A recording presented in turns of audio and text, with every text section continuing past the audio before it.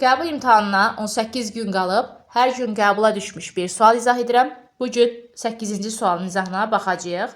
Şərtdə deyilir ki, Q1 və Q3 nöqtəvi yüklər arasındakı qarşılıqlı təsir qüvvəsinin F1 3 bərabərdir 10 milli-newton olduğunu bilərək, Q1 və Q2 yüklər arasındakı F1 2 qarşılıqlı təsir qüvvəsini müəyyən edin.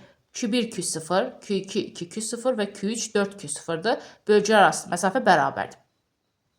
1 və 3 nöqtəvi yüklər arasındakı qüvvəni F1 3'ü K vuraq Q1 Q3 bölək R kvadratından tapacağım. Bunu Coulomb qanunundan biz bilirik.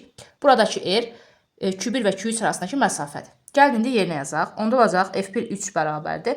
K vurulsun Q1 Q0 Q3 4 Q0 bölünsün onlar arasındakı məsafə. Fikir verin, Q1 və Q3 arasındakı məsafə 4 damadır. 4'ün kvadratı olacaq 16. 16 və 4'ə aparam ixtisar. Burada 1, məxəstə qaldı 4.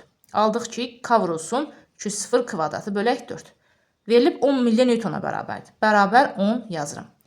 İndi isə 1 və 2 yüklər arasındakı F1 2 qarşılıqlı təsir qüvvəsini tapacağım. F1 2 bərabər olacaq K vurulsun Q1 Q2 bölək onlar arasındakı məsafənin kvadratı, yəni R kvadratı.